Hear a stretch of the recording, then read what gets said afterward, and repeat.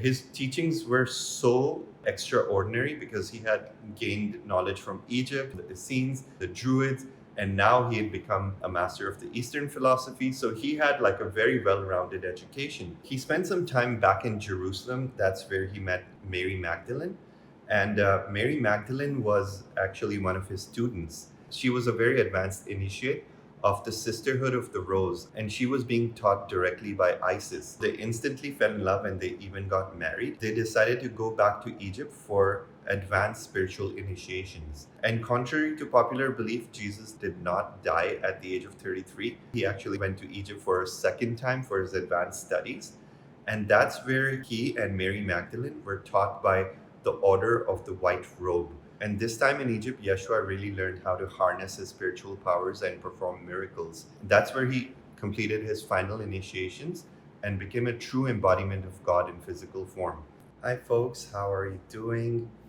Today, I wanted to share a very special story with you guys about Yeshua ben Joseph, or the man that you commonly know as Jesus.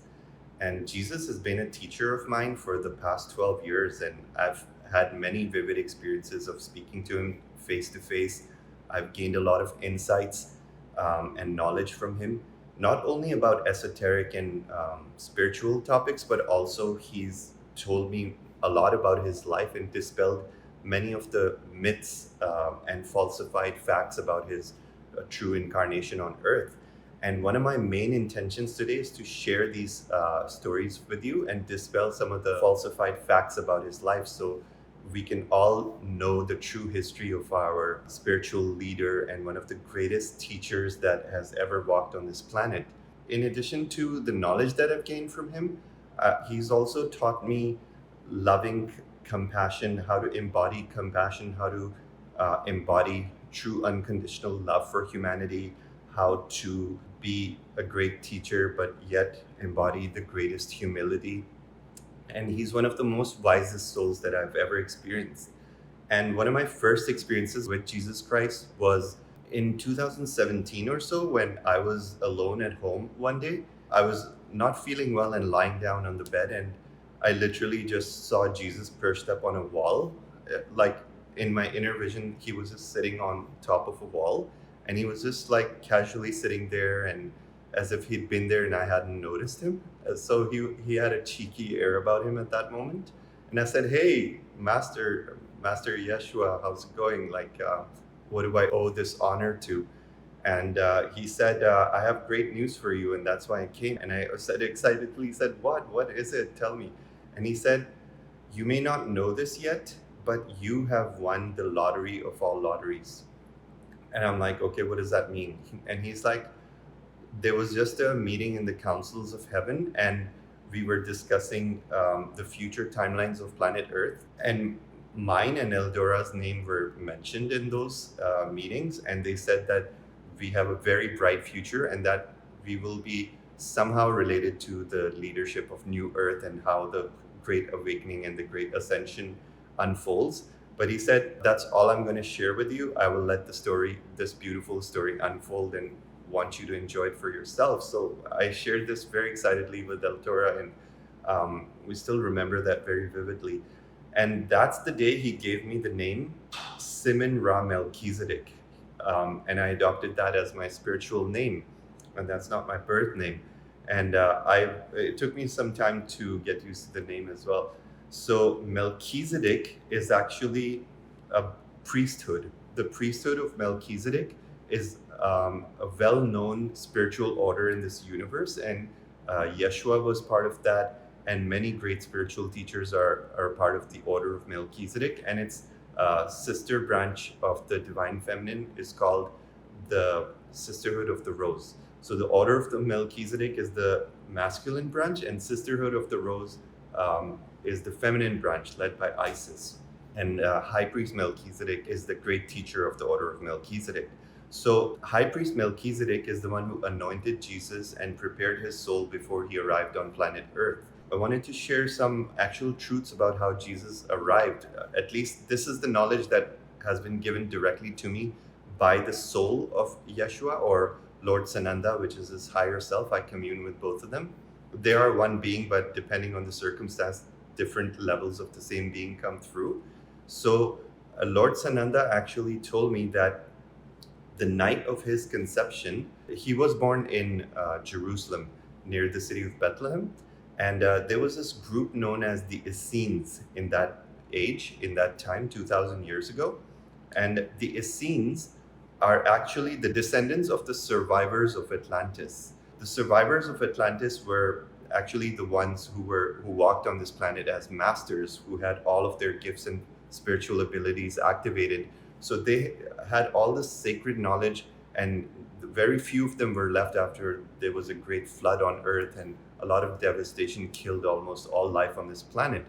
But these few people who survived, who remained in caves or mountaintops, they kept this knowledge very sacred, and they passed it from generation to generation. And the Essenes were the descendants of these generations. So they had access to special knowledge from Atlantis that was not available anywhere on Earth. And because that time was kind of like a dark age, it was also very dangerous to hold sacred knowledge. So the Essenes set up a secret mystery school in Mount Carmel near the city of Galilee in Jerusalem. And this was like a secret society where they had all their studies, and they had full on universities and schools for students. And they would teach all kinds of subjects from astronomy, astrology, mathematics, sciences, and the written arts, writing, reading, all of that. This is the time I'm describing just before Jesus was born. The Essenes predicted his arrival. Because they were experts in astrology, they predicted that a Messiah would be born, and he would be the savior of this world, and he would be the greatest teacher that ever walked this planet. So they predicted his arrival before it happened, and they knew the exact date and time when his soul would be conceived. Yeshua himself described this beautiful scene where the Essene teachers, the spiritual leaders of the Essene community, all gathered on top of a mountain in Jerusalem, and they were watching the night sky and looking out for the Star of Bethlehem. And there, the star appeared out of nowhere, but Jesus was actually also telling me that the star was actually a UFO. As I'm getting the information, it was an Andromedan and Syrian UFO. So they housed the soul of Jesus, because the soul cannot come through normal means. It had to be beamed onto earth. And that was the night when Joseph and Mary conceived their baby, Yeshua. So at that time, when he was conceived, the Romans also had this knowledge or awareness, because they took over many of the records from ancient times. They knew that a very powerful soul was going to be born on earth, and they knew that this soul is going to be born near Bethlehem. So what they were doing is they were killing all the babies that were born around that time in Bethlehem. So it was like a very dangerous time to conceive a baby. So the first thing that his parents did, they obviously had the birth in secrecy, and then they fled to Mount Carmel, and they took the baby there. They didn't know at that time that he was the one. They didn't know he was special, but when the Essene teachers saw baby Yeshua, they recognized him right away because of his calm demeanor and his cute, bubbly eyes. And he would never cry. He would never utter a complaint. And he had this wisdom about him. Like, he had this knowledge and awareness about him. And he had very big, bright blue eyes, from what I was shown. They all decided that it's not safe for the parents and the child to remain in that region. So the parents of Yeshua took him to Egypt and fled there for about 7 years or so. So Yeshua's first exposure to earth first experience on earth was the mystery schools of Egypt, where they literally had an underground network that was hidden from mainstream society, where all these secret teachings were going on. So that's where Yeshua was exposed to many of the initial teachings. And he was a very, very bright soul. Like, he would absorb knowledge and information at a very fast pace. His teachers in Egypt were actually amazed by his abilities. And at age 7, they brought him back to Mount Carmel.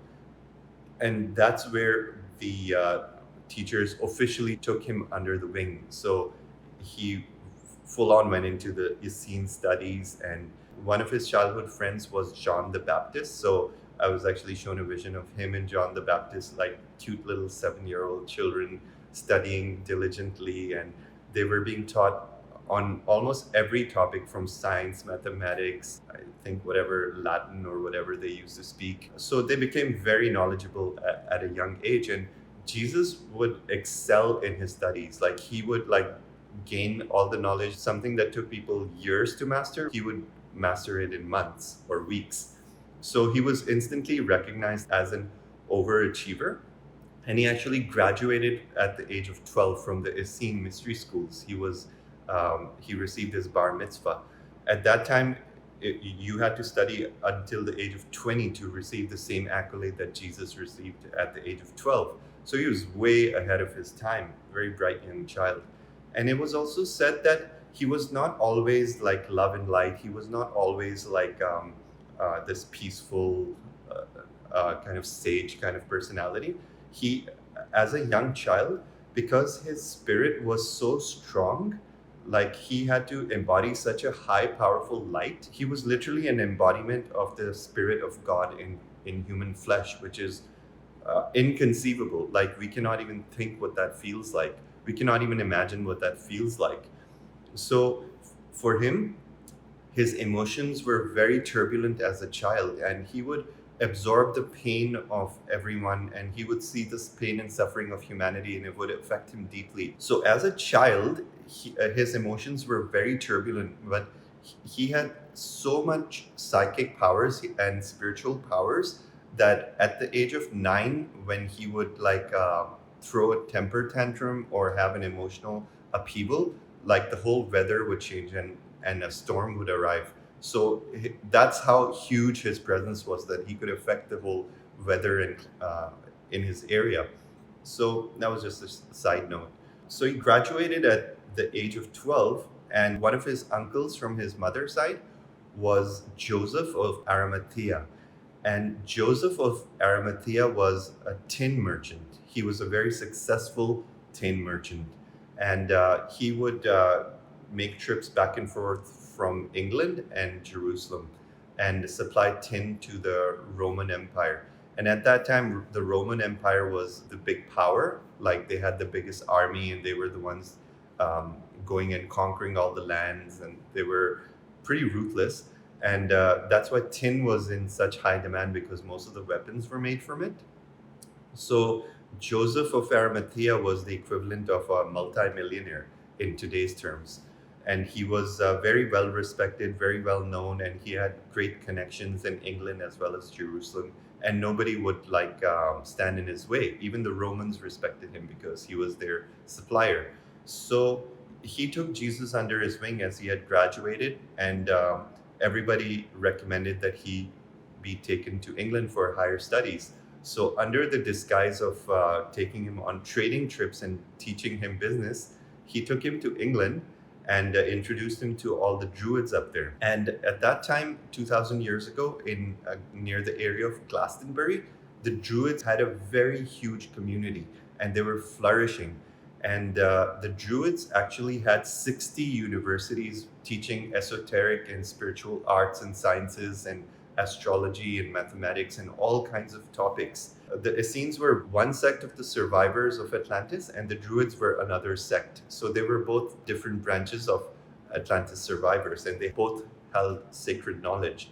So Jesus went there for his higher studies, and in the University of Glastonbury, there were about 60,000 students enrolled at that time in various forms of studies. And Jesus would learn all of his subjects really fast, and he graduated from that very fast. So at the age of 27, the Druids literally realized that this young man is extremely gifted, and he needs to go further in his studies because he was excelling at everything he did. So they sent him to India for further studies. And at the age of 27, Jeshua went to India, and he started studying under the sages of India. And he studied all of the Eastern philosophies of the Upanishad and all of those ancient books. And these books also have connections to ancient times. So these ancient Eastern philosophies all have their roots in Atlantis. So they were all kind of like branches of the same origin, but different flavors, and different masters were teaching different topics. So Jesus gained an enormous amount of knowledge, and in India, he learned more about Kundalini yoga, how to activate the sexual tantric energy and work with it, how to work with your Ka light body and activate various energy centers. And he learned also about yoga, the arts of yoga, and how to harness this enormous spiritual energy that we embody, and how to harness and keep it intact in the physical body. So he became very well versed with the Eastern philosophies as well. And he started teaching all the common people what he had, all the knowledge he had gained so far. His teachings were so magnificent, like his teachings were so like extraordinary, because he had gained knowledge from Egypt, he had gained knowledge from the Essenes, he had gained knowledge from the Druids, and now he had become a master of the Eastern philosophy. So he had like a very well-rounded education. So he gained a following almost instantly. Within a short span of time, there were 5,000 people who were listening to his sermons in India. And the only problem was that there was a caste system in India, and the elite and the wealthy of India did not like the fact that he was teaching the common people. In the Indian caste system, it's still true till today. The lowest of the lowest rung in the pyramid is called the Sudras. And this is the caste also known as the untouchables, or they're like the slave or servant class. They're considered like unworthy in society, and they don't have equal rights as the other castes. So this caste of common people is not even allowed to hear sacred knowledge. And Yeshua was commonly just freely sharing the sacred knowledge that he had learned from the sages. So this pissed off many people who were in power, and they sent assassins to kill him. So some of his friends in India actually warned him about it, and Yeshua fled from his city to a Buddhist monastery, and he lived in that Buddhist monastery for 6 years. And in this Buddhist monastery, his powers and miracles were becoming very apparent, and everybody recognized him as the second Buddha, or the living embodiment of the second Buddha. And even Buddha, who incarnated 5,000 years ago, had predicted that there would be another Buddha arriving in a couple thousand years, and everybody in that community started recognizing him as the next Buddhist embodiment. He stayed there for 6 years and learned the Buddhist traditions, and then he felt this very deep urge to travel back to his homeland of Jerusalem and connect back with his family and to check on the welfare of his people. So he traveled through this passage in the Himalayas, and there was one area where he met these Persian Magi saints. These were very advanced spiritual teachers. They took him under his wing, and they started teaching him about cosmology of this universe. So that's where Jesus learned about the 25,000 years cosmic cycle. And these Persian masters also recognized Jesus as a very advanced initiate, and they gave him the title of Saoshyant, which means an embodiment of God. So he was recognized as one of the highest spiritual honors that can be given to a man. And they told Yeshua that he is the savior of mankind, and this is an honor that may be bestowed upon him if he accepts this role. And Yeshua knew at that time that if he accepted this role, that it would mean that he would have to die, and he would have to be born again after that death. And Yeshua knew that he would be persecuted and tortured if he accepted this role, but because of his love for humanity, he accepted that role. And from that point onwards, before going back to Jerusalem, he became the Aeon of the ages, and he became the savior of humanity. So he spent some time back in Jerusalem. That's where he met Mary Magdalene. And Mary Magdalene was actually one of his students. She was a very advanced initiate of the Sisterhood of the Rose, and she was being taught directly by Isis. And she was well versed in all spiritual esoteric topics, as well as the art of Tantra and how to harness spiritual energy to reach enlightenment. So Yeshua and her felt this very strong pull towards each other. And Yeshua also shared that he was particularly impressed by Mary Magdalene's intellect. Because in that time, many people could not even read or write, and many of his students, Yeshua had to explain things in very plain, simple terms and use parables and examples. But with Mary Magdalene, he could have discussions on advanced topics because she was also very well educated in esoteric knowledge, and their conversations were very deep. So they instantly fell in love and they even got married. And shortly after, they decided to go back to Egypt for advanced spiritual initiations. And contrary to popular belief, Jesus did not die at the age of 33. At the age of 33, he actually went to Egypt for a second time for his advanced studies. And that's where he and Mary Magdalene were taught by the Order of the White Robe. And this is a very secret and advanced spiritual order in Egypt. It is led by the Sahaji masters of the Great White Brotherhood. And this time in Egypt, Yeshua really learned how to harness his spiritual powers and perform miracles. That's where he completed his final initiations and became a true embodiment of God in physical form. Then he went back to Jerusalem and he started teaching. He would gather in town squares and teach whoever would gather there. And he never wanted to be worshipped. His teachings were based on equality and love and compassion for all humanity. And he was teaching that we are all the same, and the powers that he embodies are available to all mankind if they apply themselves in this way.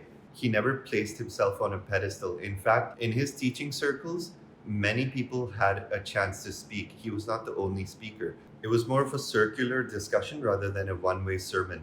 But whenever it was Yeshua's turn to give a sermon or address the public, there would be thousands of people in the crowd, and not one of them would be uttering a word because everybody wanted to keep their full attention on every word coming out of Yeshua's mouth.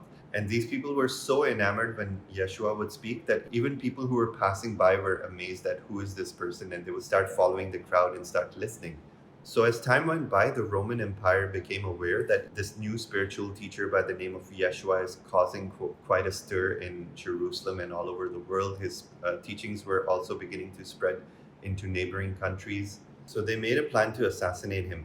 And unfortunately, as it was shown to me by Yeshua himself, the story is true that he was arrested, captured, and then sentenced to death because the Romans wanted to make an example of him and they wanted to prevent the awakening of mankind at all costs. So what many people are not aware of, that once Yeshua was nailed to the cross on the day of his execution, his soul was instantly beamed up into the higher heavens by the ascended masters, and he did not have a prolonged suffering before his death. And another thing that many people are not aware of is that him and Mary Magdalene even had children, and their lineage continues on planet Earth. So there are, even to this date, many direct descendants of Yeshua and Mary Magdalene who are walking amongst us, and they carry his genetic code within them.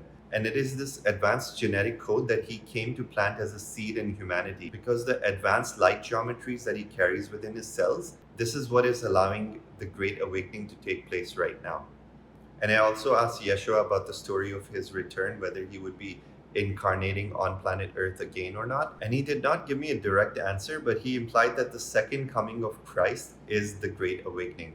The second coming of Christ is the awakening of Christ consciousness within humanity. And this time around, there will not be one spiritual leader who will lead humanity out of darkness. This time, all of humanity has to come together and collectively awaken the Christ consciousness within our own beingness, because we all carry the spark of Christ consciousness within us. So I just wanted to conclude this video by sharing that a lot of what we know about this man named Yeshua has either been falsified or modified in some way. And it's a well-known fact that a couple hundred years after Yeshua's death, there was a meeting known as the Council of Nicaea. And this is where all the spiritual leaders of the Roman Empire got together, and they literally pieced together the modern day Bible. So what we know as the modern day Bible, Old Testament or New Testament, is not the word of God, but it is heavily diluted and modified by men.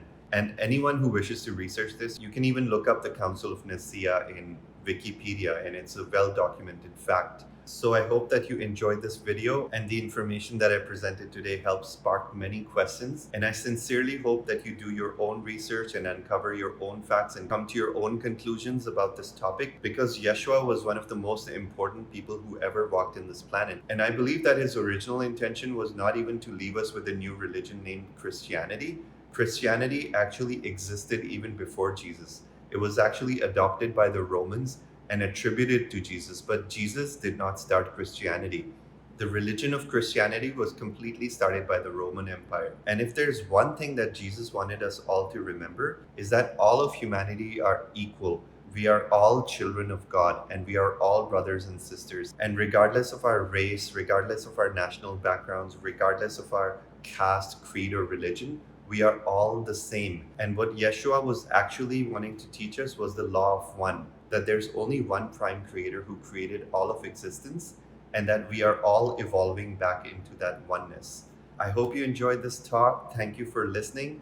And if you enjoyed this, please do subscribe to this channel. Remember to press the like button and also comment below and let me know what you thought of this video. Take care, everyone.